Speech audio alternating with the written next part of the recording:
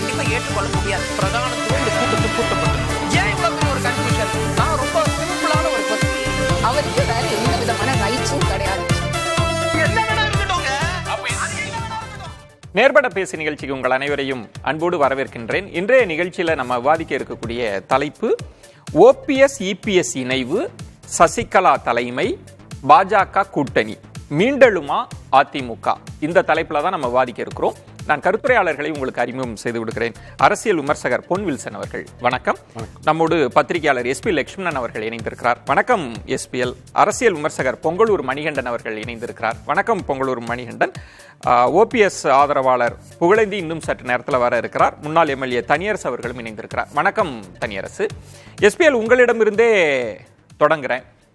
OPS EPS இணைவு அப்படின்றது அது இனி சாத்தியப்படுமா? அதுக்கான வாய்ப்பு இருக்கா? இல்ல, அந்த இரண்டு பேரை மட்டும் குறிப்பிட்டு சொல்லி இணைப்பு சாத்தியமானு பார்க்க வேண்டியதில்லை. இது யாரோ இரண்டு தனிநபர்கள் செய்கிற விஷயமும் அல்ல. அதிமுகவின் தலைமை பொறுப்பில் ஒற்றை தலைமையாக, ஏகோபித்த தலைமையாக இருக்கிற எடப்பாடி என்கிற ஒரு தனிநபர் கூட சொல்ல மாட்டேன், பெருந்தன்மையும் எதிர்கால சிந்தனையும் கட்சியினுடைய எதிர்கால நலனையும் மனதில் வைத்திருக்கிற எடப்பாடி தான் இதுக்கு முதன்மை தேவையே தவிர தினகரன் விரும்புகிறாரா, சசிகலா விரும்புகிறாரா, ஓபிஎஸ் விரும்புகிறாரா, இதெல்லாம் இரண்டாம் பட்ச கேள்விகள் தான். 40க்கு 40 தோல்வி என்பது அதிமுகவுக்கு புதிதல்ல. கிட்டத்தட்ட ஜெயலலிதாவும் இந்த கசப்பை சுவைத்தவர் தான். எடப்பாடியும் கூட இதை கிட்டத்தட்ட எதிர்பார்த்தா இருந்திருப்பார். ஆனால் எது அதிர்ச்சி அப்படின்னா, படுதோல்வியை சந்தித்த நேரங்களில் கூட ஜெயலலிதா அதிமுகவின் வாக்கு வங்கி 30% சுற்றியே மெயின்டைன் பண்ண வச்சிருப்பார். ஜெயலலிதாவை போன்ற மக்கள் தலைவர் அல்ல எடப்பாடி. இதை நான் சொல்லல, எடப்பாடியே பல நேரங்கள்ல சொல்லி இருக்கிறார். 25% தக்க வச்சிருந்தாருன்னா, ஒற்றை தலைமையாக இருந்து என்னால் இந்த இயக்கத்தை வழிநடத்திட்டு போக முடியும் அவர் தொண்டர்களுக்கு கொடுத்த அந்த வாக்குறுதி இன்னும் கொஞ்சம் மெய்ப்பற்றுக்கும்னு நான் நினைக்கிறேன். ஜெயலலிதா காலத்தில் வாங்கி 30% நீங்க ஏன் வாங்கல, நான் கேட்கல. 40க்கு 40 எப்படி நீங்க தோக்க விடலாம், நான் கேட்கல. ஜெயலலிதாவே இதை செஞ்சிச்சவர் தான். ஏன்னா இந்த இக்கட்டான சூழல்ல 1-2 வெற்றியை பெற்றுத்தான் நம்ம வாழ்த்து சொல்லியிருக்கலாம். ஜனநாயகத்துக்கு அது ஆரோக்கியமானது. அது இல்லைன்னா கூட வாக்கு வங்கி தக்க வைக்க தவறினால் அதிலிருந்து மீண்டு எழுவது அவ்வளவு சுலபம் அல்ல. வரவே வராதுன்னு நான் சொல்லல, அவ்வளவு சுலபம் அல்லன்னு நான் சொல்றேன். ஒண்ணு, வாக்கு சதவீதம் 20 அல்லது 21 குறைஞ்சது. 2வது, நாடாளுமன்ற தொகுதிகள்ல 9 தொகுதிகள்ல அதிமுக அதன் அணி, அது ஆதரித்த அணி டெபாசிட் இழப்பதுங்கிறது அதிர்ச்சி அளிக்கக்கூடிய ஒரு விஷயம். ஜஸ்ட் லைக் தட் கடந்து போக முடியாது. 2வது விஷயம், 12 தொகுதிகள்ல அதிமுக 3ஆம் இடம் போனது. இதுவும் அவ்வளவு சுலபத்தில் கடந்து போற விஷயம் இல்லை. ஆனா இவ்வளவுக்கும் பிறகும் கூட அதிமுக இன்னும் அவ்வளவு சீக்கிரத்துல வீழ்ந்துடான்னு தான் நானும் சொல்லுவேன். இன்னைக்கும் அதிமுக பெரிய இயக்கம் தான். சரி, பெரிய இயக்கம்னு சொல்லிக்கிட்டே இருந்து தோல்வியவே சந்திச்சுக்கிட்டு இருந்தா எந்த இயக்கத்தின் தொண்டர்களுக்கும் ஒரு சோர்வு வரும், அயற்சி வரும், துவண்டு போய் விடுவார்கள். அந்த துவண்டு இருக்கிற தொண்டர்களுக்கு நம்பிக்கை அளிக்கிற மாதிரி கடும் விமர்சனங்களை பிரச்சனைகளின் அடிப்படையில எடப்பாடி மேல வைக்கிற நானே அவரை பாராட்டுகிற மாதிரி அவர் வெளியிட்ட அறிக்கையில ஒரு வரி இருந்தது, விஜயன்.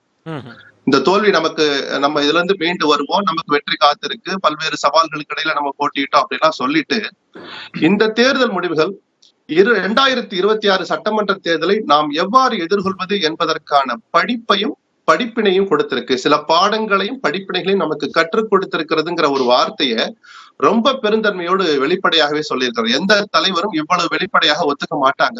அவர் என்ன பாடத்தை கற்றுக்கொண்டார், என்ன படிப்பினையை கற்றுக்கொண்டார் அப்படின்றது ஒரு முக்கியமான கேள்வி. எஸ்பிஎல், பொங்கலூர் மணிகண்டன் இப்போ ஒன்றுபட்ட அதிமுக அது பற்றி பேசுறாங்க. எந்த தியாகத்திற்கும் நான் தயாரா இருக்கிறேன் அப்படின்னு ஓபிஎஸ் அவர்கள் சொல்றாங்க. ஆனா ஒன்றுபடணும் அப்படின்னு திருமதி சசிகலா, இனி நான் பொறுத்திருக்க மாட்டேன், பொறுத்தது போதும், அப்படி பொறுத்திருந்தா ஜெயலலிதா அவர்கள், எம்ஜிஆர் அவர்கள் என்ன மன்னிக்க மாட்டாங்க அப்படின்னு சொல்லுகிற போது, ஒன்றுபட்ட அதிமுகவுக்கான தேவை, நெருக்கடி இப்ப திரு இபிஎஸ் அவர்களுக்கு வந்துருச்சா? அதிமுக ஒன்றுபட்டு தான் நிற்கிறதுங்க. இப்ப அதிமுக பிளவுபட்டு நிற்கல. இப்போ எந்த தியாகத்துக்கும் தயார் என்று திரு பன்னீர்செல்வம் குறிப்பிடுகிறார் என்று சொன்னால், ஏற்கனவே அவர் தியாகம் செய்ய பல தியாகம், அதிமுகவை பாஜக அழக தியாகம், அதிமுகவை நெருக்கடிக்கு உள்ளாக்கிய தியாகம் என்று எத்தனையோ பட்டியலிட்டு சொல்ல பல தியாகத்தை செய்தது அவர். இந்த தியாகத்தை எல்லாம் அதிமுக தாங்கிக் கொண்டுதான் இந்த அளவுக்கு வாக்குறுதி வாங்கியிருக்கிறது. கடந்த திமுக ஆட்சிக்கு வந்த நாளிலிருந்து இன்று வரையிலும் அதிமுகவை அழித்தொழிப்பதற்கான முயற்சியை பாஜகவோடு இணைந்து கொண்டு அவர்கள் பக்கவளமாக இருந்து கொண்டு அனைத்து முயற்சிகளையும் செய்தவர் திரு பன்னீர்செல்வம், மற்ற திலகன் போன்றவர்கள் தான். அப்ப இவர்கள் எல்லாம் இன்றைக்கு ஏன் பேசுகிறான்னு பாருங்க. இப்போ இவ்வளவு நெருக்கடிகளோடு ஒற்றை நபராக, ஏன்னா நான் எடப்பாடியார் குறித்து மிக பாராட்ட வேண்டும், அவரை புகழ வேண்டும், ஏதாவது பெற வேண்டும் பேசுறேன். தேர்தலுக்கு அதாவது தேர்தல் முடிவுக்கு ஒரு நாள் முன்பாக நான் சேலத்தில் சென்று அவர் மிக நீண்ட நேரம் பேசினார். அவர் மிக தெளிவாக சொன்னார், இந்த தோல்வியை அவர் நிச்சயமாக உணர்ந்தே இருந்தார். என்ன காரணம்னா அவ்வளவு நெருக்கடி. ஒன்று பாஜக, இன்னொன்று திமுக. திமுகவுடைய பொய் பிரச்சாரம், பாஜக நெருக்கடிகள், இதையெல்லாம் கட்சி நெருக்கடியும் கடந்து அதிமுகவை பாதுகாத்து புதிதாக கட்சியில் அம்மா மாதிரியே புதிய தொண்டர்களை, புதிய நிர்வாகிகளை தேர்தலில் பொங்கலூர் மணிகண்டன், நீங்க நம்பிக்கை வார்த்தைகளை அதிமுக தொண்டர்களுக்கு விதைக்கிறீங்க, அதுல எனக்கு எந்த மாற்று கருத்தும் இல்லை. ஆனா இப்ப என்ன சொல்றீங்க, இந்த தோல்வியை நாங்க உணர்ந்தே இருந்தோம், இபிஎஸ் அவர்கள் உணர்ந்தே இருந்தார் அப்படின்றீங்க. ஒரு பக்கம் திமுக கூட்டணி நெருக்கடி கொடுக்குது, இன்னொரு பக்கம் பாஜக கூட்டணி நெருக்கடி கொடுக்குது அப்படின்னா அதை எதிர்கொள்ளணும்னா ஒன்றுபட்ட அதிமுக வேண்டாமா? உங்கள் பதிலையே இந்த அர்த்தம் இருக்கே. இல்ல, நான் தொடக்கத்திலே சொன்னேன், அதிமுகவை ஒன்றுபட்டு விடக் கூடாது என்பதிலே பாஜக உறுதியாக இருந்தது. அதற்கு உடந்தையாக இருந்தவர்கள் திரு பன்னீர்செல்வம் அவர்கள் தான். இப்ப நீங்க எங்க பிரச்சனை பாருங்க. இப்போ ஆரம்பத்திலேயே திரு ஓபிஎஸ் அவர்களுக்கு என்ன மாதிரியான உயரத்தை தருகிறோம் என்று அதிமுகவில் சொல்லப்பட்டதும் தெரியுங்க. இன்றைக்கு எடப்பாடியாருங்கிற ஒரே ஒரு நபர் தமிழ்நாடு முழுவதும் பண்ணிய பாஜக எடுத்துங்க, மோடி, அமித்ஷா, இன்னும் எத்தனை மத்திய அமைச்சர்கள், மிகப்பெரிய வகையறாக்கெல்லாம் ஊர் ஊரா பிரச்சாரம் பண்ணி மாநாடு போட்டு நெருக்கி பண்ணாங்க. திமுகவில் ஒட்டுமொத்த ஸ்டாலின் குடும்பமே முழுமையா போனாங்க. ஆனா இங்க எடப்பாடியாக ஒரு நபர் தான் தமிழ்நாடு முழுவதும் சுற்றி சுற்றி அவருடைய எளிய பேச்சால் மக்கள் ஏற்றுக்கொண்டு வாக்களித்த 1 கோடி வாக்கு. யாரும் சொல்ல முடியல. இல்ல, உங்கள்கிட்ட இருந்ததே திரு பொங்கலூர் மணிகண்டன் 2.25 கோடி உறுப்பினர்கள். நீங்க அம்மாவை காட்டிலும் 80 லட்சம் கூடுதலா சேர்த்துக்கொண்டீங்க. அப்ப அந்த 2.25 கோடி வாக்கு எங்க போச்சு? உங்கள்ட்ட எவ்வளவு வாக்கு வங்கி கொடுத்தாங்கன்றது தானே கேள்வி. இப்ப நீங்க ஒரு தனி கட்சி ஆரம்பிச்சு தனி மனிதரா 1 கோடி வாக்கு வாங்கி இருக்கோங்கன்னா சந்தோஷப்படலாம். உங்கள்ட்ட கொடுத்தது 2.25 கோடி இல்ல.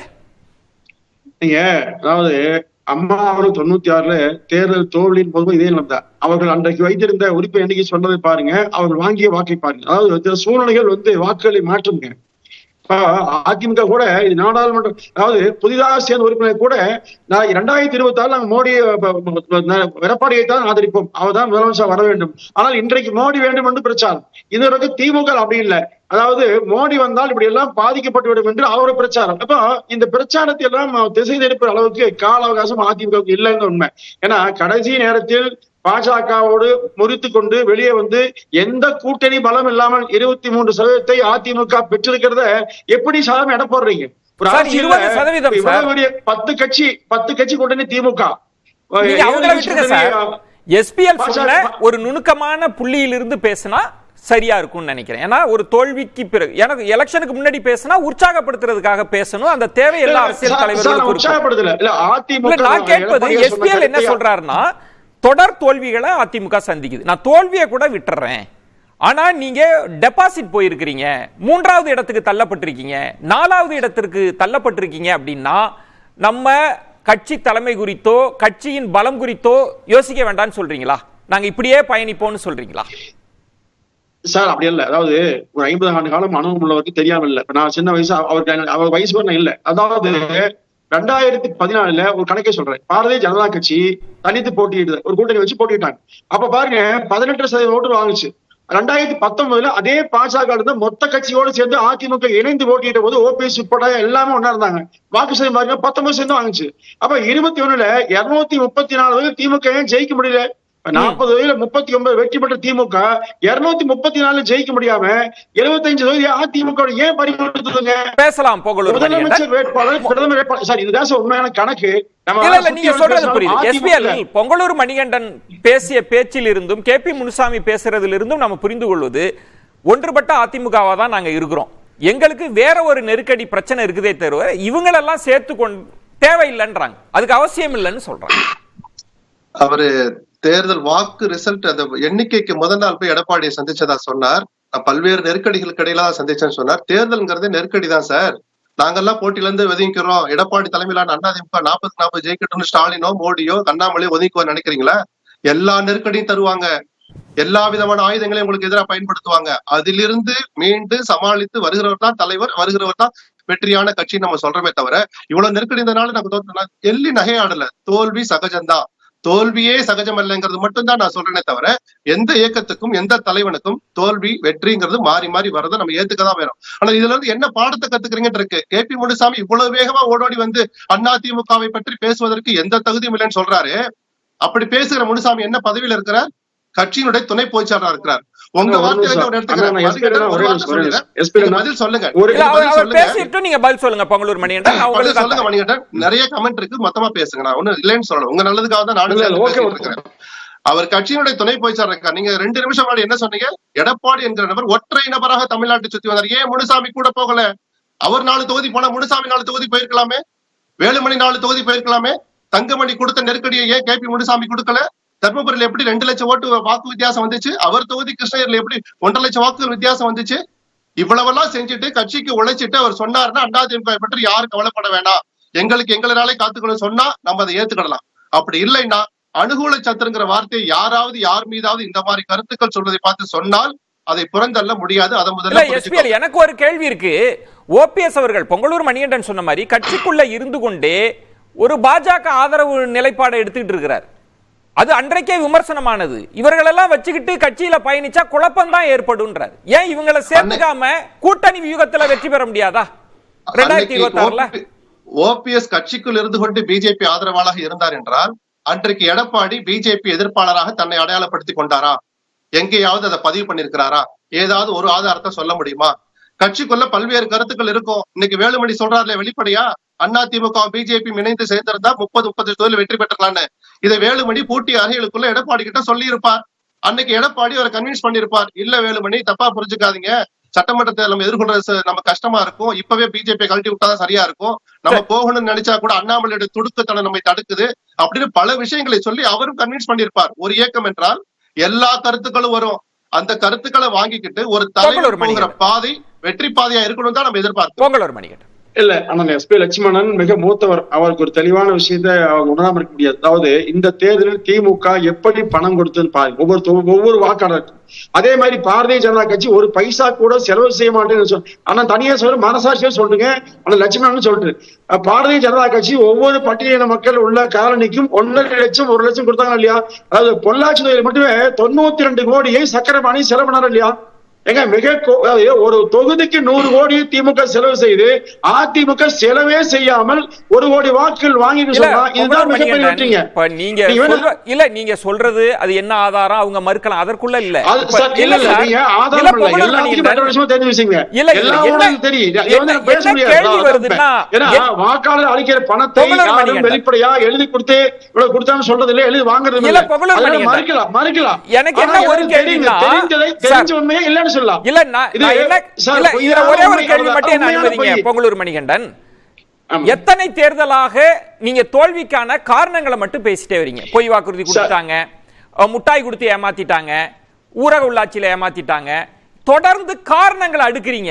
திமுக இப்படி செஞ்சிருச்சு அப்படின்னு சொல்றீங்களே தவிர நீங்க மீண்டெழுவதற்கு என்ன செய்யறீங்கன்றதுதானே கேள்வி. காரணங்கள் மட்டும் போதுமா? விஜயன் சார், நீங்க தெளிவா உங்களுக்கு தெரியாத விஷயம் இல்லை. இப்போ அதிமுக 2021 3% வாக்குல தோல்வியை தழுவிய பிறகு அந்த 3 ஆண்டுகளில் அதிமுக நிலை என்னன்னு பாருங்க. எதிர்கட்சி பணியும் செய்ய வேண்டும், உட்கட்சி பிரச்சனையை சமாளிப்பதற்கே 3 ஆண்டுகள் முடிந்து நாடாளுமன்ற தேர்தல் முன்புதான் சின்னமே உறுதியாகுது. அப்ப அது வரையில என்ன பண்ண, நீதிமன்றத்தை போயிட்டு இருந்தோம். இப்ப கட்சியில யாரையெல்லாம் இணைக்கணும்னு சொல்றாங்களோ அவர்கள் எல்லாம் 3 ஆண்டு காலமும் இந்த கட்சியை முடக்குவதற்கான முழு பணியையும் முழு கவனத்தோடு பண்ணாங்க இல்லையா? சமாளித்து வாக்கு ஓகே புரியுது. உள்ளுக்குள்ளே குழப்பத்தை பண்ணிட்டே இருக்காங்க.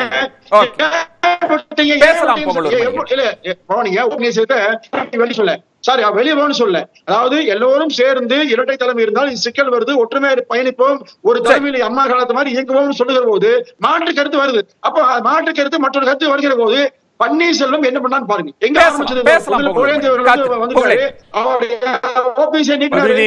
எந்த தியாகத்துக்கும் தயார் அப்படின்னு OPS சொல்றாரு. காத்துருங்க.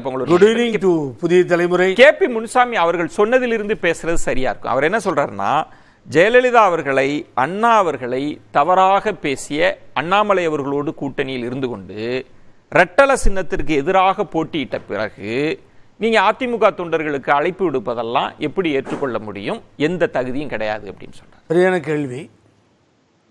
எடப்பாடி பழனிசாமின்ற அவரே சொல்லிக்கொள்ளக்கூடிய பொதுச்செயலாளருக்கு அடுத்த இடத்தில் இருப்பவர் வேலுமணி. வேலுமணி என்ன சொல்றாரு?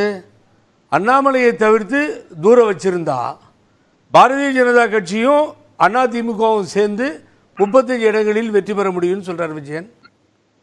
இது என்ன கால்குலேஷன்? அப்போ இஸ்லாமியர்கள் கிறிஸ்தவர்களுக்கு எதிரான இயக்கம் பிஜேபி இதோட கூட்டணி வச்சா கரை சேர முடியாது, வெற்றி பெற முடியாதுன்னு சொல்லி தேர்தலுக்கு முன்னாடி சொல்லிட்டு தானே உள்ள வந்தீங்க. இப்போ ரிசல்ட் வந்த பின்னாடி வேலுமணி இந்த வார்த்தையை எப்படி பயன்படுத்தலாம்? என்ன நியாயம் இது? சொல்லு பார்ப்போம். தப்பு இல்லையா அது? ரொம்ப நீட்டாக சொல்றாரு. அண்ணாமலை தூரம் வச்சுட்டு பிஜேபியோட பயணம் பண்ணியிருந்தா 35 இடத்துல ஜெயிக்க முடியும்னு சொல்றாரு. அதோட சொல்லியிருந்தா பரவாயில்ல விஜயன்.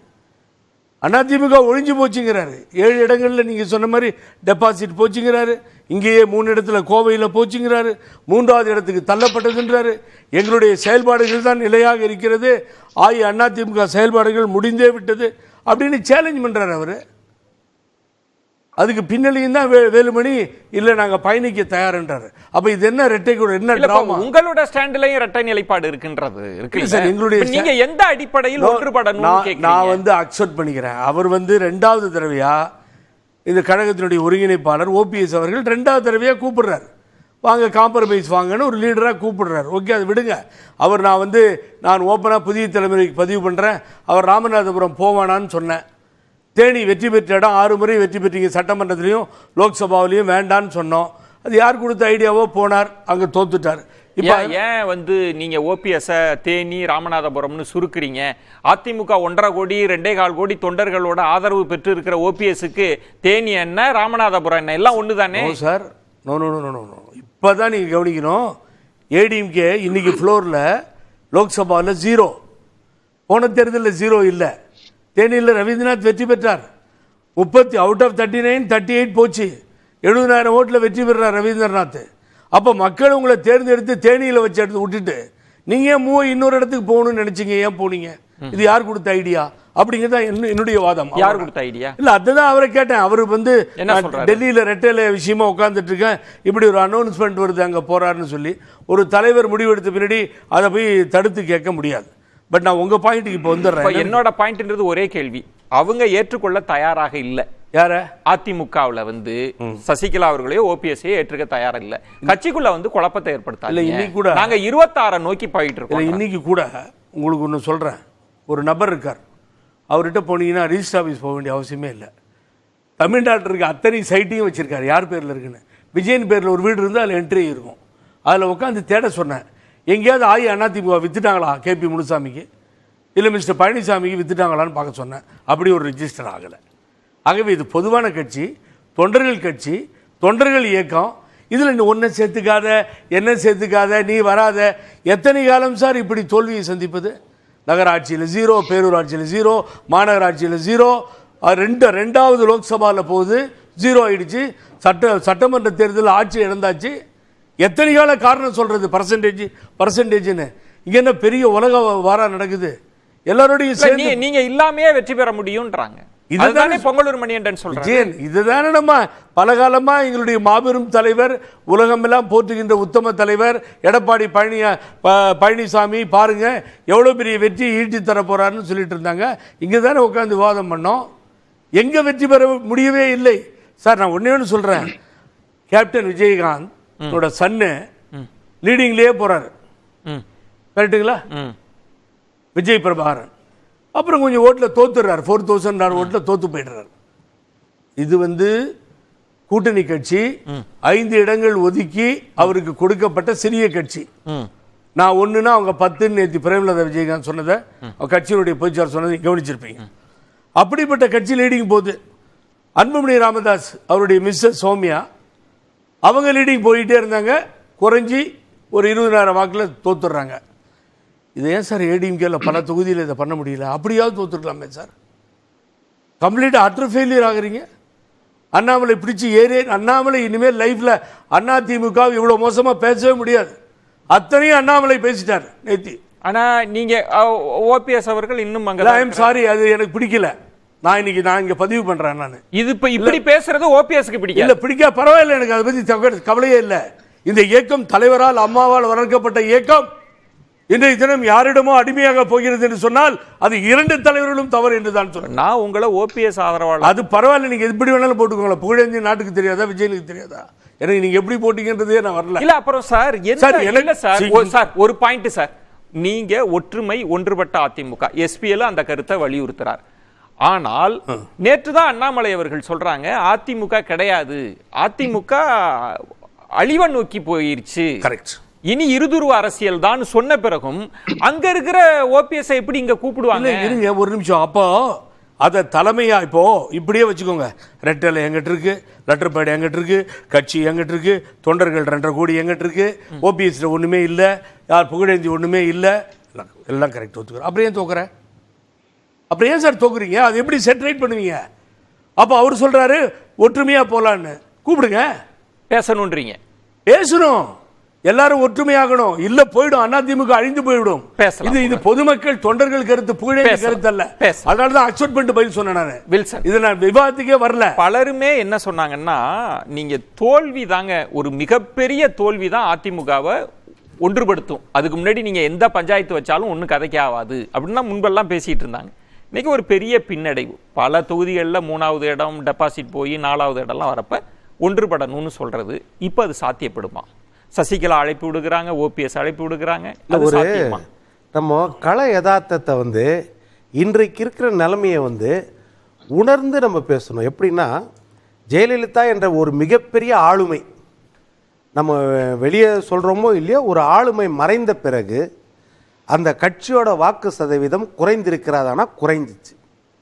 அது ஒன்றுபட்டு இருந்ததா, இல்லாமல் இருந்ததாலா, இல்லை பிரிந்து இருந்ததாலா, இல்லை வெறும் டிடிவி மட்டும் வெளியே போயிருந்ததாலையா, இல்லை சசிகலாமா சிறைக்கு போனதாலையா, இல்லைன்னா ஓபிஎஸும் இவரும் இரட்டை தலைமையில் இருந்ததாலையா, இல்லை இரட்டை தலைமை போன பிறகு ஒற்றை தலைமையில் இருந்ததாலையானா, அதிமுக ஒன்றுபட்ட அதிமுகவின் வாக்கு வங்கி குறைந்து 6 வருஷம் கிட்ட ஆக போகுது. 2019 குறைஞ்சாச்சு. குறையல. 2019 குறையல. 2019 2.25 கோடி வந்ததாக வெற்றி விழா பண்ணி ஒவ்வொரு மாவட்ட செயலாளர்கிட்டையும் உறுப்பினர் படிவெல்லாம் கொடுத்து நீங்க சொல்றது அம்மாவை காட்டிலும் 2.25 கோடி சேர்த்திருக்கோன்னு வெற்றி விழா எல்லா கட்சியும் சொல்லலாம், எல்லா கட்சியும் சொல்லலாம் சார். இப்போ நீங்க ஒண்ணு வேணாம், ஜாதி வாரி இடஒதுக்கீடு எடுக்கிறீங்களா, ஜாதி வாரி கணக்கீடு இந்த தமிழ்நாட்டின் மக்கள் தொகை 8.5 கோடி, ஆனா ஜாதி கணக்கீடு எடுத்தீங்கன்னா 15 கோடி வரும். அதனால அப்படி கிடையாது. அது நம்ம யதார்த்தத்தை நம்ம பேசணும். எனக்கு ஒரு பாராட்டு, வில்சனுக்கு பாராட்டு. நீங்க சொன்ன மாதிரி எல்லா அதிமுக மாவட்ட செயலாளர்களும் என்ன பண்ணிருக்காங்க, அதிமுக இல்ல திமுக கட்சி தலைவர்கள் ஏத்தி கொடுத்த மாதிரி. நான் என்ன சொல்றேன், நீங்க ஒரு கட்சியை டார்கெட் சொல்லாதீங்க, உண்மையை பேசணும் போது அனைத்து கட்சியும் பேசணும். திமுகவும் அப்படிதான், காங்கிரஸும் அப்படிதான். 1885ஆம் ஆண்டு ஆக்ட் ஏவன் ஹியூமால் ஆரம்பிக்கப்பட்ட 135 ஆண்டு கால காங்கிரஸ் கட்சியும் அப்படித்தான், ஜனதா கட்சியும் அப்படித்தான். எல்லா கட்சியும் கொஞ்சம் நடைமுறையில மிகைப்படுத்தப்பட்டது இருக்கும், இல்லைன்னு சொல்லல, அப்படின்றது அது வேற விஷயம். சரி, நான் யதார்த்தத்தை பேசுறேன்.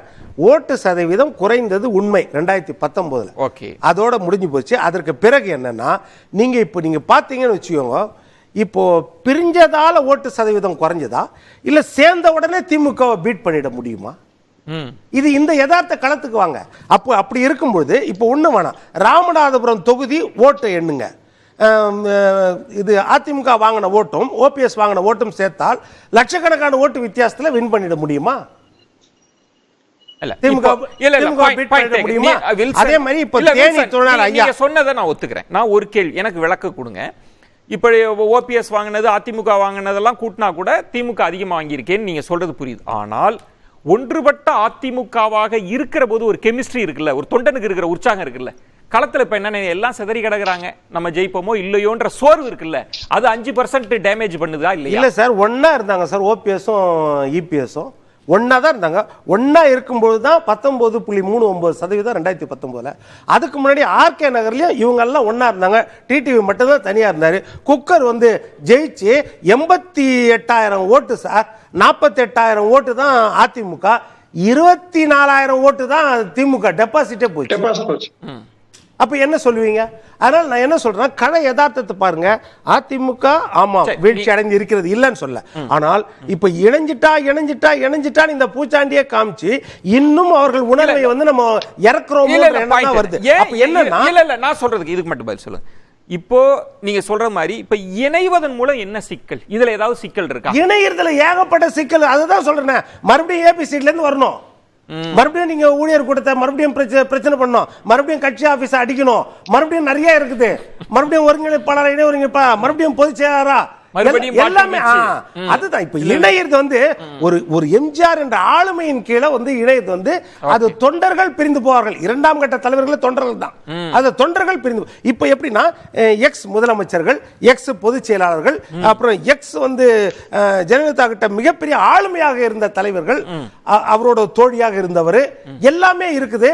இது எல்லாமே இன்னொரு பக்கம் அவர்களிடம் ஓட்டு வங்கி அந்த அளவுக்கு இருக்கிறதா? பிரிந்து போய் ஒன்றாக சேர்ந்தால் மாபெரும் வெற்றி, திமுக வெற்றி அடைய முடியும் அப்படின்ற ஓட்டு வங்கி இருக்கிறதா? அதை எங்கேயாவது நிரூபித்திருக்கிறார்களா? 1972 கலைஞர்கிட்ட இருந்து வெளியே வந்த பிறகு எந்த உதயசூரியன் சொல்ல சுயேட்சை சின்னம் இரட்டை இலையில் தான் இருந்தார். அன்னைக்கு சுயேட்சை சின்னம் 6வது ரவுண்ட்லயே வந்து மிகப்பெரிய வெற்றி. 2வது இடத்துல NSV சித்தன் வராது, 3வது இடத்துக்கு தான் திமுக போகுது. 6வது ரவுண்ட்லயே வெளியே வந்துடுறார். யாரு? நம்ம வைகோ அவர்கள். அதாவது நீங்க சொல்றதை நான் இப்படி எடுத்துக்கிறேன். ஒரே ஒரு உதாரணம் சொல்லிடுறேன். இன்றைக்கும் துரை வைகோ ஒரு தொகுதியில சுயேட்சை சின்னம் தான், தீப்பெட்டி சின்னம் வெற்றி. இன்னொரு பக்கம் பாத்தீங்கன்னா திருமாவளவன் சுயேட்சை சின்னம், சரி, பானை சின்னம். இனிமேல் தான் ஒரு ரெகக்னிஷன். அதுக்கு முன்னாடி மோதிரத்துல இருந்தாங்க, மெழுகுவத்தில நின்றாங்க, நட்சத்திரத்தில் இருந்தாங்க, இன்றைக்கு வெற்றி. அதுதான் சொல்றேன், ஒரு சுயேட்சை சின்னத்துல வெற்றியை நிரூபித்து விட்டு வாங்கன்றீங்க. அடுத்தது நீங்க இந்த வார்த்தையை சொன்னீங்கன்னா அதை பற்றி எல்லாருமே பேசலாம். நீங்க ஒண்ணு கவனிக்க மாட்டீங்க. சுயேட்சை சின்னம் பெரிய கூட்டணியில இருந்துகிட்டு சுயேட்சை சின்னம் சார், நீங்க நம்ம பேசலாம். ஜெயிக்க முடியாது. ஒரு செகண்ட் தான், ஒரு அவருடைய சின்ன குறுக்கீடு. இந்தியாவில் முலாயம் சிங் யாதவ், அகிலேஷ் யாதவ்ல இருந்து பூரா எடுத்துட்டீங்கன்னா டைம் ஆகும். இந்த கலகம் ஏற்பட்டு கட்சிக்குள் குழப்பம் ஏற்பட்ட எந்த கட்சியாவது ஜெயிச்சது உண்டா இந்தியாவில்? ஏதாவது உண்டா? ஒரு கட்சி சொல்லுங்க, நான் தெரிஞ்சு பேசலாம். ஒரே ஒரு கட்சி சொல்லுங்க. அஜித் பவாரும் பெரிய அளவுல வெற்றி பெற முடியல. ஆனா சுயேட்சை சின்னத்துல இன்னைக்கு புதிதாக வந்த சரத்குமார் என்ன சொல்றீங்கன்னா, ஒரு பெரிய கட்சி கட்டமைப்பு வெற்றி சின்னமாம் ரெட்டலை சின்னம்லாம் இருக்கும். நாங்க தோத்தாலும் பரவாயில்ல, இல்ல நீங்க சுயேட்சையில ஜெயிச்சிட்டு வாங்க. அப்படி சொல்லல. உங்க பவர். நான் என்ன சொல்றேன்னா, இல்ல இதை தாண்டி வேற விஷயங்களை வந்து அதிமுக மறுபரிசீலனை செய்யணும். இதுவும் ஒண்ணா இருக்கலாம், நீங்க சொல்றது ஏத்துக்கிறேன். இது ஒண்ணா இருக்கலாம். ஆனா இதை தாண்டி நிறைய வியூகங்கள் அமைக்கணும். ஒத்துழைப்பு கொடுங்க, எனக்கு கொஞ்சம் ஒத்துழைப்பு. ஒரே ஒரு செகண்ட். ஓபிஎஸும் அவரும் ராமநாதபுரத்துல வாங்கின வாக்குகள் கொஞ்சம் வித்தியாசத்தில் இருக்கலாம். ஆனா ரெண்டு பேரும் சேர்ந்து இருக்காங்க, பிரச்சனை இல்லனா டெஃபினட்டா ஓபிஎஸ் ஜெயிச்சிருப்பாரு. இதுல என்ன பாயிண்ட்னா, திரு எடப்பாடி பழனிசாமி அவர்கள் தரப்பில் பேசுவதிலிருந்து நம்ம புரிந்து கொள்வது ஒற்றுமைக்கு சாத்தியம் இல்லை. முதல்ல ஓபிஎஸ் அவர்களோ சசிகலா அவர்களுக்கு என்ன வாக்கு வங்கி இருக்கு? சசிகலா அவர்கள் இன்னும் நிரூபிக்கவே இல்லை, அவர் களத்திலே இல்லை, திரும்ப தொண்டர்களுக்கு அழைப்பு விடுக்கிறாங்க. எப்படி இது சாத்தியமாகும்? இது அல்லன்றாங்க. அதிமுக மீண்டல வேறு வியூகம் தான் தேவையே தவிர ஒன்றுபட்ட அதிமுக இனி வாய்ப்பே இல்லை. வேறு வியூகங்கள் பயன்படுத்தி எடப்பாடி அண்ணா திராவிட முன்னேற்ற கழகத்தினுடைய பாரம்பரிய வாக்குகளை பெற்று கட்சிக்கு நம்பிக்கை ஊட்டி, தொண்டர்களுக்கு நம்பிக்கை ஊட்டி, நாட்டு மக்களின் ஆதரவை பெற்றிருந்தா இப்ப நம்ம இந்த விவாதம் வேறு மாதிரி இருந்திருக்கும். ஆனால் எந்த வியூகத்தையும் பயன்படுத்தாமல் தொடர்ந்து ஒரு மகத்தான மாபெரும் மக்கள் இயக்கம், புரட்சி தலைவர் புரட்சி தலைவி அம்மா கட்டி காத்த இந்தியாவிலேயே ஒரு முதன்மையான இராணுவ கட்டுக்கோப்போடு இருந்த ஒரு மகத்தான இயக்கத்தை இப்பொழுது எடப்பாடி வரலாறு காணாத வீழ்ச்சியின் படிநிலையில கொண்டு வந்து நிறுத்தி இருக்கிறார். இப்பொழுது கூட நேற்று முனுசாமி என்ன பேசுறதுல இருந்தும் இன்னைக்கு நம்ம பொங்கலூர் மணிகண்டன் பேசுறதுல இருந்தும் எங்க பொன்விக்கு வில்சனல்லாயா என்ன சொல்றாங்கன்னா, இந்த தோல்வி இதெல்லாம் இயல்பானது, அண்ணா திராவிட முன்னேற்ற கழகம் ஒற்றுமையே அவசியமே இல்லை, சினிமாவோ டிடிவியோ ஓபிஎஸ்ஓ இங்க ரோல் இல்லை, அவங்களுக்கு தனி வாக்கு வங்கி இல்லை, செல்வாக்கு இல்லை. ஆனா எடப்பாடி தனித்து செல்வாக்கு இருக்கா, வசீகரிக்கிற ஆற்றல் இருக்கிறதா, கூட்டணி கட்சிகளை அரவணைத்து நாட்டு மக்களினுடைய வாக்குகளை பெறுகிற அளவுக்கு அறிவை, ஆற்றலை, ராஜதந்திரத்தை, சாணக்கியத்தனத்தை பயன்படுத்துகிறாரா? இல்ல. ஓபிஎஸ் அண்ணனை விட, சின்னம்மாவை விட, டிடிவி விட அவர் எந்த வகையில் இந்த கட்சியை மீட்டெடுப்பதற்கு முயற்சிக்கிறார் என்கின்ற ஆதாரங்களோட எந்த கருத்து இதுவரைக்கும் வரவே இல்லை. ஏன்னா ஒண்ணு அவர் ஒரு பொதுக்குழுவில் பெரும்பான்மை ஆதரவை வைத்திருக்கிறார். அவர் கூட்டமா இருக்கிறாங்க, ஒரு குழுவா இருக்கிறாங்க. அந்த 2500 பேர் அவர்களை சுற்றி இருக்கிறார்கள். இந்த கூட்டம் வெளியே வராது. எதுவரைக்கும் இவர்கள் வெளியேற மாட்டார்கள் என்றால், வருகிற 2026 சட்டமன்ற பொதுத் தேர்தலில் 234 தொகுதிகளிலும் எடப்பாடியுடைய வேட்பாளர்கள் 234 தொகுதிகளிலும் வைப்பு தொகையை இழந்த பிறகும் கூட அப்புறமும் இதே மாதிரி தான் பொங்கலூர் மணிகண்டனையாவும் எங்க பொன் வில்சன் அணையா இந்த முனுசாமி அண்ணெல்லாம் என்ன சொல்ல போறாங்க? இதெல்லாம் இயற்கை தான், சகஜம்தான். 1996 புரட்சி தலைவி அம்மா பர்கூர்ல தோத்து மொத்த தொகுதியும் தோற்றார்கள், 4 தொகுதியை தான் பெற்றார்கள் சொல்லுவாங்க. ஏன்னா இதை பத்தி அவங்களுக்கு கவலை என்னன்னா பிரச்சனை வந்துருச்சு சார், பிரிஞ்சாச்சு உடஞ்சாச்சு. இப்ப என்ன சொல்றாங்கன்னா, உங்க செல்வாக்க நீங்க நிரூபிச்சுட்டு வரணும். அதான் வில்சன் கேக்குறார், உங்களுக்கு என்ன செல்வாக்கு இருக்கு? ஒண்ணு, நீங்க எல்லாம் சேர்ந்து இருந்தப்ப மட்டும் நமக்கு வெற்றி கிடைச்சிருச்சா? அதுவும் இல்ல. அப்ப திரும்பவும் ஆரம்பிச்ச இடத்துக்கே போறது இன்னும் வீழ்ச்சியை தான் அதிமுகவுக்கு கொடுக்கும்ன்றாங்க. ஐயா, இப்ப நீங்க ஒரு மூத்த ஊடகவியலாளர், ஐயா தெரியாத ஒண்ணு இல்லை, நான் சொல்றேன். இப்ப நீங்க எல்லாரும் சேர்ந்திருந்த பொழுது வெற்றி கிடைத்ததா? ஆம், கிடைத்தது. 2019 ஒரு நாடாளுமன்ற உறுப்பினர் தேனியில வெற்றி பெறுகிறார். அதை விடுங்க. எந்த இணைந்திருந்த போதும் இரட்டை தலைமை இருந்த பொழுது அப்பொழுதும் டிடிவி வெளியிருந்தார். சின்னம்மா களத்துக்குள்ள வரல. அந்த சூழ்நிலையிலும் கூட இந்த அளவு வீழ்ச்சி இல்லாமல், வைப்பு தொகையை இழக்காமல் 3வது 4வது இடத்தில் நாம் தமிழரை விட எந்த இடத்துல ரெட்டலை தோச்சுன்னு சொல்லுங்கள. இணைந்திருந்த பொழுது நாம் தமிழரை விட 3ஆக அதற்கு கீழாக வாக்குகளை பெற்று இரட்டை இலை அதிமுக வேட்பாளர் எங்க பின்னுக்கு தள்ளப்பட்டார்னு எங்க பொன் வில்சனும் பொங்கலூர் மணிகண்டன் சொல்லட்டும். மதுசூதன் ஆட்சியில் இருக்கும் போதே இடைத்தேர்தல்ல ஐயா அது யாருகிட்ட? எங்க கிட்ட தானே, டிடிவி கிட்ட தானே. ஐயா எங்க அதையே இன்னைக்கு பண்ண முடியல. அது யாரு? டிடிவி யாருங்கிற நீங்க? அம்மாவோட செல்ல பிள்ளை டிடிவி. என்ன டிடிவி என்ன திமுக காரா? திமுக டிடிவி எங்கிருந்து வந்தாரு? ஏன் பண்ண முடியலன்ற நாம் தமிழரை விட அதிமுக எப்போது பின்னுக்கு போச்சுன்னு கேக்குறார். அதுக்கு ஏதாவது உங்கள்ட்ட டேட்டா இருக்கா கொடுங்கன்னு தனியரசு கேக்குறார். இல்ல இப்ப அவர் கேட்டது அவர் கேட்டது மிகப்பெரிய பின்னடைவுன்னு சொல்றார். இல்ல ரெண்டாவது தனியரசு தொடருங்க. ஒரு நிமிஷம் குறிக்கிட விரும்பினீங்க சுருக்கமா. ஒண்ணு சொல்ல 39 இடத்துல ஒண்ணுதானே ஜெயிச்சது தேனி. ப்ரூவ் பண்ணிருக்கமா இல்லையா? ஓகே தனியரசு. எஸ்பிஎல் நான் வரேன். SPL Thaniyarasu please. அது மட்டும் இல்லையா? இப்ப இவங்க எல்லாம் என்ன சொல்றாங்கன்னா, இவங்க டிடிவியோ அல்லது ஓபிஎஸ்ஓ வாக்கு வங்கிகளை நிரூபிக்காததுனால நாங்க இவரை ஏற்றுக்கொள்ள மாட்டோம் அப்படின்னு சொல்றாங்க. பரவாயில்ல, நாங்க சொல்றோம் அண்ணா திராவிட முன்னேற்ற கழகத்துல எடப்பாடி தலைமையிலான இந்த அதிமுகவை எந்த காலத்திலும் வெற்றி பெறுவதற்கு அனுமதிக்கவே மாட்டோம்.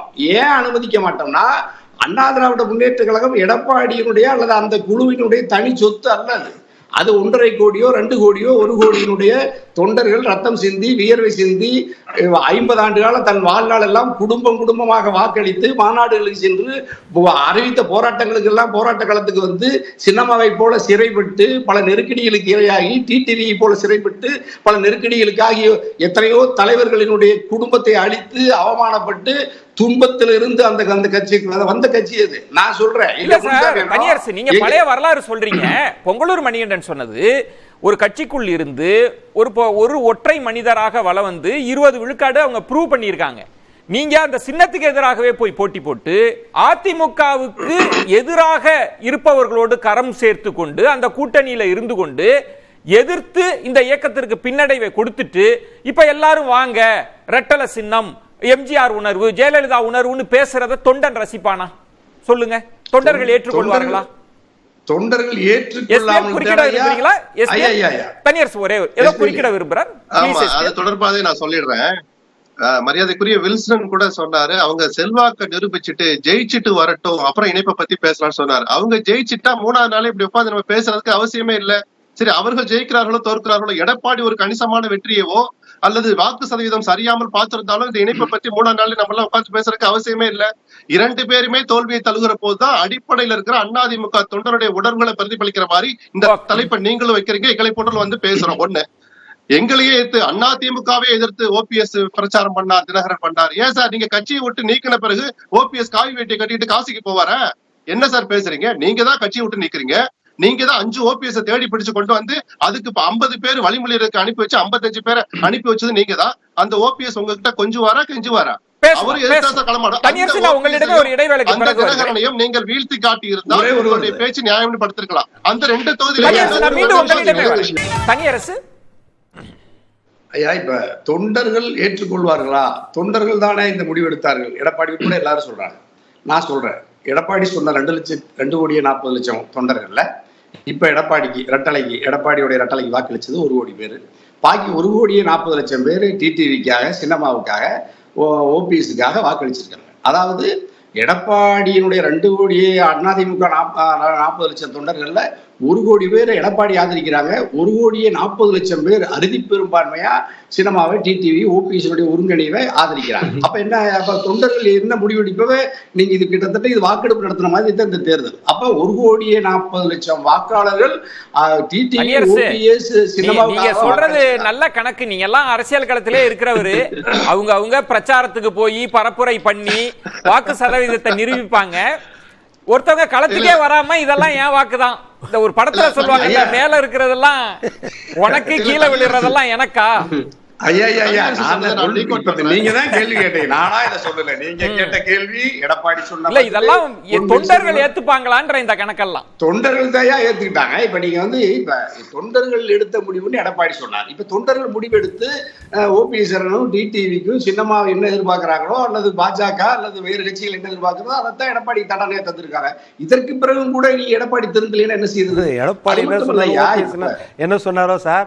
ஆனா வந்து எல்லா தொலைக்காட்சியிலும் சொன்னாரு 1.5 கோடி தொண்டர்களும் ஓபிஎஸ் கிட்ட தான் இருக்கிறாங்கன்னு சொன்னாரு.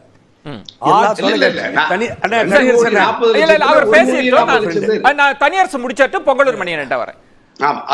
அது மட்டும் இல்லையா, இப்ப நீங்க சொன்னீங்க அந்த சிறை அல்லது கட்சி நடத்துறதுல என்ன சிக்கல் இருக்கு, ஒரு கட்சியை பாதுகாத்து கட்டி காக்குறதுலாம் ஒரு அவ்வளவு இலகுவான வேலை இல்லை. இப்ப நான் சொல்றேன், நீங்க தங்கமணியோ, வேலுமணியோ அல்லது எடப்பாடியோ ஒரு நாள் ஒரு மணி நேரம் கூட எந்த சிறைக்கும் போகாமல், சட்டை கசங்காம, வேர்க்காம, ரத்த சிந்தாம, வழக்கு வாங்காம, அவதூறு வாங்காம இந்த கட்சியினுடைய பொறுப்புக்கு வந்ததுனால இந்த கட்சியினுடைய வீழ்ச்சியை பற்றி அவங்களுக்கு தெரியல. இந்த கட்சிக்காக எத்தனை பேர் ஒரு கொடி மரத்தை நிறுவுவதற்காக அங்கங்களை இழந்தவங்க, உயிரையே இழந்தவங்க எல்லாம் இருக்காங்க. அப்படி எல்லாம் சொத்தை இழந்து, சுகத்தை இழந்து, இரவுகளா பாடுபட்டவங்களுக்கு தான் அந்த அருமை தெரியும். எடப்பாடிக்கு என்ன அருமை தெரியும்? இப்ப இவங்க என்ன 9 தேர்தலில் தோத்த பிறகு கூட இன்னும் அதை பத்தி கவலை இல்லைன்னா இப்ப இவங்க என்ன பெரிய வேற கட்சியில இருந்தே வர்றவங்களே சேர்த்த சொல்றாங்க. சின்னமா ஓபிஎஸ் எடப்பாடியை யார் அடையாளப்படுத்தினாலும் அவர்கள் கட்சிக்குள்ள வரக்கூடாது. எப்படி மன்னிப்பார்கள்?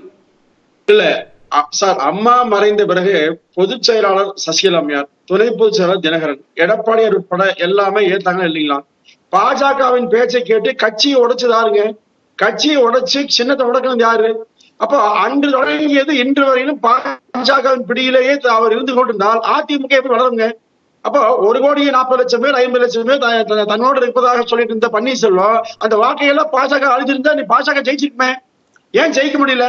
அப்ப யாரு சொல்லி ஏமாத்துறீங்க? அதாவது பிளவுக்கு காரணமாக இருந்து கொண்டு இன்று வரையிலும் அதிமுகவை சிதைப்பதற்கான அனைத்து முயற்சியும் மேற்கொண்டு விட்டு தன்னால் தொகுதியில் கூட வெற்றி பெற முடியாத நிலையில 1 கோடி வாக்குகளை வாங்கியவரை கை நீட்டி பேசுகிற தைரியம் துணிச்சல் எப்ப வருது? கொஞ்சம் கூட கூச்சம் இல்லையா சார்? 2 முறை தனியரசு எம்எல்ஏ இருந்தாரு. 50 ஆண்டு காலம் அதிமுகவில நிர்வாகி இருந்தவர் எடப்பாடியார். தியாகம் இல்ல சிறைக்கு போனா நீங்க அதிமுக சிறை பண்ணீங்களா? எடப்பாடியார் கிளை செயலாளர் துவங்கி பொதுச் செயலாளர். நீங்க எப்படி அதிமுக பயன்படுத்தி எம்எல்ஏ வந்தீங்க? தயவு புரிஞ்சுக்கங்க. அந்த இயக்கத்தை சிறுமைப்படுத்துவதற்காக நீங்களும் சேர்ந்து முயற்சி பண்றீங்க. என்ன பணி பண்ணாரு? பன்னீர்செல்வம் செய்த பணி என்ன சார்? இந்த தேர்தல் கூட திமுகவை நோக்கி கடுமையாக போராடி எதிர்க்காமல் அதிமுகவை நோக்கி வாக்குகளை சிதைப்பதற்கான முழு வேலையும் செய்துவிட்டு இப்ப ஒன்றுபடுங்கன்னு சொன்னா எப்படி மனம் பாருங்க? ஒரு தொண்டனுக்கு நீங்க வந்து அதிமுக சீட்டு வாங்குறீங்க. நான் அம்மா சொன்னச்சு ஆதரவு தனிப்பட்டு கொண்டு போக வேண்டாம்.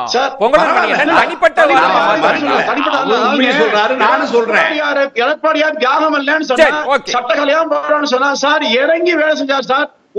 ஊரூரா போய்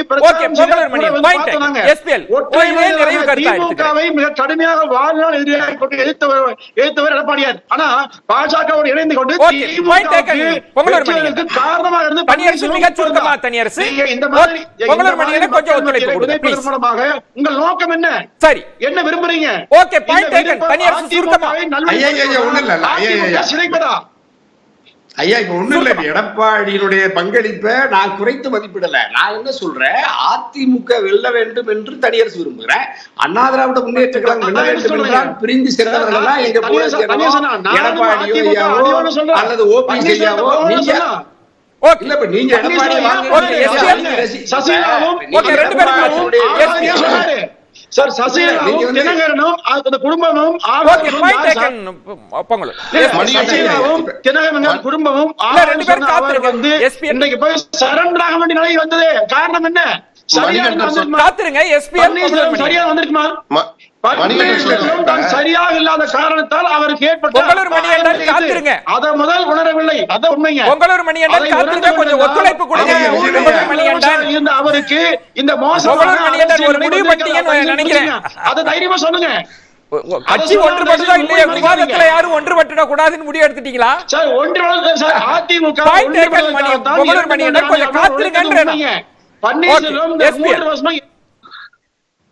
மணிகண்டன் சொன்ன ஒரு வார்த்தை உண்மைதான். பிஜேபியின் பிடிக்குள் இருந்த பன்னீர்செல்வம் அந்த தர்ம யுத்தத்தை தொடங்கி பிளவுக்கு வழிவகுத்தார் என்பது வரலாற்று உண்மை. அந்த பிடி கொஞ்சம் கூட விலகாமல் அதே இறுக்கமான பிடியோடு இருந்த அந்த ஓபிஎஸ் தான் எடப்பாடி தன் அணியில் இணைத்துக் கொண்டு துணை முதலமைச்சர் பதவி கொடுத்து அவர் அணியில் இருந்த 11 எம்எல்ஏக்கள் ஆதரவு இல்லை என்றால் அந்த ஆட்சியே இல்லைங்கிற அளவுக்கு ஓபிஎஸ்ஸின் அணி ஆதரவோடு 4 ஆண்டு கால மீதம் இருந்த 4 ஆண்டுகள் ஆட்சியை நடத்திட்டு போனவர் எடப்பாடி. அப்போதும் அவர் பிஜேபி பிடிக்குள்ள இருந்தார். அவர் மட்டுமல்ல, எடப்பாடியும் சேர்ந்துதான் இருந்தாங்க. அந்த வரலாற்று உண்மையை யாரும் மறுக்க முடியாது. அம்மாவை அவமானப்படுத்திய பிறகும் அந்த அணியில் தொடரலாமான்னு கேட்கிறாங்க. இவங்க மட்டும் செய்யல சார். எடப்பாடியும் அதன் பிறகு கூட்டணி தொடரும் என்று அறிவித்தார் ஜெயக்குமார் மூலமா. அந்த இது நடந்த பிறகும் அண்ணாமலை ஊழல்வாதி என்று ஜெயலலிதாவை சொன்ன பிறகும் 4 முன்னாள் அமைச்சர்களை டெல்லிக்கு அனுப்பி கூட்டணியிலிருந்து விலகுறோம்னு சொல்லல, அண்ணாமலையை கொஞ்சம் அடக்கி வைங்கன்னு சொன்னாங்க. தோழமை தொடர்கிறதுன்னு ஜெயக்குமார் சொன்னார். என் வார்த்தையை நான் திரும்ப பெற மாட்டேன்னு சொன்ன அண்ணாமலை அவரும் கூட்டணி தொடருன்னு சொன்னார். அதை 2 பேருமே ஆமோதித்தாங்க. கடந்த காலங்களை பேசினா இணைப்பை பற்றி பேச முடியாது. தோல்விகள் கொடுத்த பாடங்கள்ல இருந்து கத்துக்கோங்க தான் சொல்றது. எடப்பாடியே அந்த வார்த்தையை பயன்படுத்துறத நான் முதல் சுற்றுல வரவேற்றேன் விஜயன். அந்த வார்த்தைக்கு 1000 அர்த்தம் இருக்கு. எந்த தலைவரும் அவளை வெளிப்படையா ஒத்துக்க மாட்டாங்க. ஆனா எடப்பாடி மனசுல எதை நினைச்சு அந்த படிப்பனைன்னு சொன்னாரு எனக்கு தெரியல. அவசரப்பட்டு ஓபிஎஸ் நீக்கிட்டோமா, தினகரனை சேர்த்துக்க மறுத்துட்டோமா, அவசரப்பட்டு பிஜேபி அணி விட்டு வெளியில வந்துட்டோமா, இல்ல பாமக அவருடைய கூட்டணி நம்ம உறுதிப்படுத்தாம விட்டுட்டோமா, என்ன வேணாலும் எடப்பாடி மனசு தோணிருக்கலாம். ஆனால் அது எதுவாக இருந்தாலும் அதிமுக ஒற்றுமையை நோக்கி அது போனால் எல்லோருமே சந்தோஷப்படுவாங்க. புகழேந்தி, உங்களுடைய நிறைவு கருத்தா ஓபிஎஸ் இபிஎஸ் இணைவு, சசிகலா தலைமை, பாஜக கூட்டணி, இதுல எது நடக்கும்னு நினைக்கிறேன்? ஆல்ரெடி ஏடிஎம்கே இன் ஐசியூ, மருத்துவமனையில் ஐசியூவில் இருக்கிறது. வெளியில் வர வேண்டும் என்று சொன்னால் டாக்டர்கள், மருத்துவம், மெடிசன்லாம் தேவை. அதுதான் பக்கத்தில் பிரிஞ்சு போயிருக்கவங்க. அதை எல்லாரும் அவரும் உணர்ந்து மற்றவங்களும் சேர்ந்து ஒன்றா வந்தால் தான் புரட்சித் தலைவர் எம்ஜிஆர் உருவாக்கி சார் சொன்ன மாதிரி 73 திண்டுக்கல் நின்று வெற்றி பெற்ற இந்த இயக்கம் பெரிய சாதனையை படைக்கும். ஒரே ஒரு சின்ன ஒரு குறுக்கீடு, ஆர்கே நகரில் அந்த பை எலெக்ஷனில் முன்னாடி போய் நின்றுட்டு ஓட்டு கேட்டவர் டிடிவி தினருக்காக யாருன்னு கேட்டிங்கன்னா மிஸ்டர் பழனிசாமி தான். போன சட்டமன்றத்தில் தோக்குறப்போ 23 சட்டமன்ற தொகுதிகளில் வாக்குகள் பிரிக்கப்பட்டது. அதை பிரிச்சது யாருன்னா டிடிவி தினகரன் தானே. அந்த உண்மையை நம்ம சொல்லி தான் ஆகணும். இதெல்லாம் மனசில் வச்சுக்கணும். அடுத்து நீங்கள் ஒன்றா இப்போ கம்ப்ளீட்டாக பிஜேபியை குறை சொன்னால் அன்றைக்கி பிஜேபி சேர்த்து வச்சுது, அப்போ நல்லா இருந்து பிஜேபி செஞ்சுதுன்னு சொல்லி சொல்கிறத பார்க்க முடியுது. ஆகவே தயவு செஞ்சு இணைப்பு என்பது அவசியம், எல்லோரும் சேர வேண்டும் என்பது. இதை யார் செய்யறது? இந்த இணைப்பெல்லாம் யார் முன்னின்று செய்யறது? நாளைக்கு மத்தியானம் வரைக்கும் பொறுமையாக இருக்கலாம், 2 மணி வரைக்கும், 3 மணிக்கு பாருங்க என்ன நடக்க போகுதுன்னு. ஒரு சஸ்பென்ஸோடய முடிச்சுக்கலாம். வில்சன், அதிமுக இந்த பின்னடைவிலிருந்து மீள உடனடியா செய்யறது ஒன்றுபடணுமா இல்ல வேற கூட்டணி வியூகமா என்னது? இல்லை, இது ஒன்றுபடுறதுன்றது ஒரு காலம்தான் நிர்ணயிக்கணும். அது சீக்கிரத்தில் முடியாது. ஏனென்றால் அத்தனை பேரும் தலைவர்கள், எல்லா தலைவர்களும் எல்லாருமே என்ன சொல்கிறாங்கன்னா எல்லாம் ஒன்று பண்ணணும், நான் பொதுச் செயலராக இருக்கணும். எல்லாரும் ஒண்ணா இருக்கணும். நான் ஒருங்கிணைப்பாளர் இல்ல ஓபிஎஸ் தியாகத்துக்கு தயார்ன்றாரே. இல்ல எந்த தியாகத்துக்கும் தயார்னா நாளைக்கு காலையில அவர் போயஸ் கார்டன் போயிட்டு சசிகலா அம்மாவை பார்த்து நீங்க தான் போய் செய்யலாம்னு சொல்லிட்டு அவர் கூட நின்றுன்னு இன்னொரு பக்கம் டிடிவி நின்றுட்டு 3 பேரும் கூட்டாக ஒரு அறிக்கையை கொடுத்தாருன்னா அடுத்த கட்டத்தை பற்றி நம்ம விவாதிக்கிறதுக்கு சரியா இருக்கும். அதாவது நம்ம வெளியிருந்து பார்க்கறதுக்கு அது விவாதிக்கிறது சரியா இருக்கும். அது ஒரு பக்கம். இன்னொரு பக்கம் என்ன சொல்றேன்னா, இப்போ நம்ம எஸ்பிஎல் சொல்றதையும் நம்ம ஏத்துக்கணும். அதாவது ஒன்னா இருந்தால் ஒற்றுமையா இருந்தால் பலம் தான்றது இல்லைன்னு சொல்லலை நம்ம. ஆனால் அதை தாண்டி யோசிக்க வேண்டியது, வியூகம் அமைக்க வேண்டியது 2024 சட்டமன்ற தேர்தலில் நம்மளுக்கு முக்கியம். ஏனென்றால் 19% 2019 வாங்கின கட்சி 33% வாங்கினுச்சு. அதற்கு பிறகு 2021 75 தொகுதிகள் ஜெயிச்சாங்க. ஆனால் சட்டமன்ற தேர்தலில் வந்து வேற அளவுக்கு வாக்கு சதவீதம் இருக்கும். வியூகமும் அதுக்கேற்ற மாதிரி அமைச்சால் அது முழு வெற்றி கிடைக்கக்கூடிய வாய்ப்பு இருக்கும். ஏன்னா இப்போ திமுக சைடு பாத்தீங்கன்னா 7% இல்லை, என்னுடைய கணக்கு பிரகாரம் 10% குறைஞ்சிருக்குது. ஏனால் கமலுடைய 3% கூடி இருக்குது. அது சேர்ந்தும் ஆளுங்கட்சியா இருக்கிறாங்க. இன்டாக்ட் கூட்டணி, அதே கூட்டணி எதிர வந்து சிதைந்து போயிருக்கிறது. கூட்டணியும் சேமா இருக்குது. அப்படி இருக்கும்போது கிட்டத்தட்ட 10% அவர்கள் ஓட்டு குறைந்திருக்கிறது இந்த தேர்தலில். பனியரசு 30 செகண்ட் தான், சுருக்கமா சொல்லிடுங்க ஐயா. வேற ஒண்ணும் இல்லையா, அதாவது ஓபிஎஸ் என்ன மோடியுடைய அல்லது பாஜகவின் கைப்பிடிக்குள்ள இருந்தாருன்னு பொன்முகில் சொன்ன எங்க பொங்கலூர் மணியன்லாம் சொல்றாங்க. அவர் 7 வருஷத்துக்கு முன்னாடி இருந்தார் 2017. 3 மாதத்துக்கு முன்னாடி என்டிஏ கூட்டணியில, தேசிய ஜனநாயக கூட்டணியில மோடிக்கு வலதுகரமா டெல்லியில எடப்பாடி இருந்தார்ல, அப்ப எங்க எடப்பாடி எப்படி போய் மோடி கைக்குள்ள போனாரு? மோடி கிட்ட போய் சொன்னது யாரு? எடப்பாடி போய் மோடி கிட்ட சொல்றாரு, ஐயா உங்க கைப்பிடிக்குள்ள இருந்து மோடியை கீழே போட்டுருங்க, நான் அந்த கைப்பிடிக்குள்ள நான் வந்தேன்னு சொல்லிட்டு போன எடப்பாடி. சரி, எடப்பாடி போய் மோடிக்கு எதிராக கடைசி நேரத்துல தொடங்கிற வேண்டாம். வேண்டும் மோடி, மீண்டும் மோடி, மோடி எங்க டாடின்னு சொன்னதுல உங்க எடப்பாடியோட ஆட்கள் தான். சிறப்பு விருந்தினர்களுக்கு நெஞ்சம் நிறைந்த நன்றிகளை தெரிவித்துக் கொள்கிறேன். மற்றொரு தலைப்பில் சந்திக்கிறேன். நன்றி, வணக்கம். ஏற்றுக்கொள்ள முடியாது. பிரதானத்துவம் இந்த கூட்டத்தில் கூட்டப்பட்டது. ஏன் இவ்வளவு ஒரு கன்ஃபியூஷன்? நான் ரொம்ப சிம்பிளான ஒரு அவருக்கு வேற எந்த விதமான ரைட்ஸும் கிடையாது.